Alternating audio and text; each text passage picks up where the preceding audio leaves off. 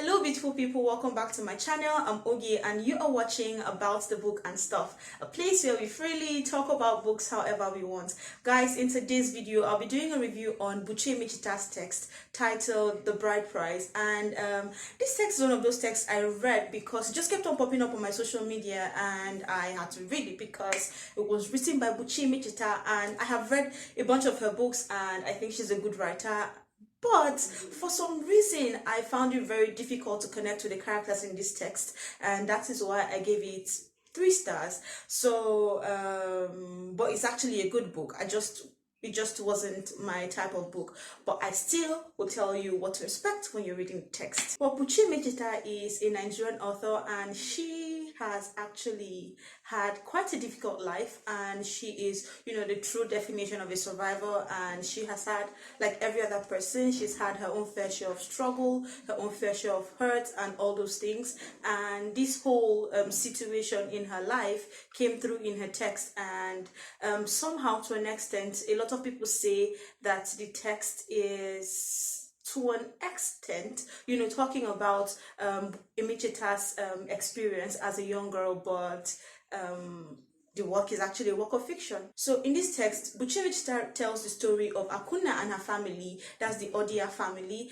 Akuna was introduced to us as a 13-year-old girl who had to, assume the role of the mother in the house when her father had to go to the hospital because he wasn't feeling very well. Though her father promised to come back within the day, he did not. And 3 weeks later, they got the news that her father eventually died in the hospital. When their father died, their whole life changed. Everything changed, and they could not afford to live in Lagos anymore. They had to move from Lagos to their village, and when they got there, Ma Blakida's Akuna's mother had to get married to her late husband's older brother, and she became the fourth wife. For Okonkwo, the only thing he was actually interested in is Akuna's bride price because he had, plans for the money. And now Akuna found herself in a very unfamiliar environment where her mother does not even have her time anymore because of course she's married to Okonkwo, and Okonkwo became her priority. This young girl found herself in an environment where the custom and the traditions were kind of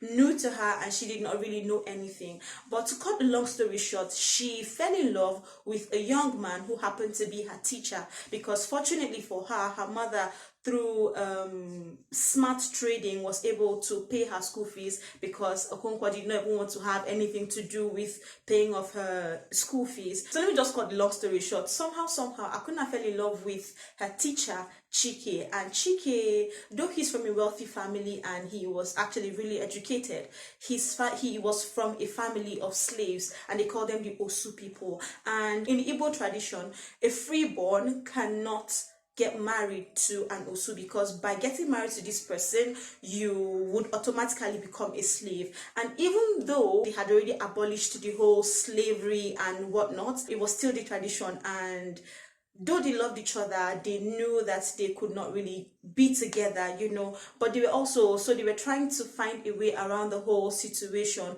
when Akuna went for a dance practice and somebody kidnapped her because he liked her and he wanted to get married to her. But Akuna was already in love with somebody else and she did not want to, have that. She had to lie to him that she had already been with Chike because he was a slave. Nobody really would want to have her anymore. So just see, the whole story just revolves around Akuna and how she tried to find love, and even when she did find love, her custom and traditions did not allow her have exactly what she wanted. And even after she tried to go against the custom and traditions, there were consequences, and yeah, that's basically it. Though this text is a very short one, Buchi Emecheta does a good job in trying to address a lot of issues that the girl child face in Nigeria. There used to be a time in Nigeria where women or girl children or female children are seen as, a source of income for their parents. So if you have like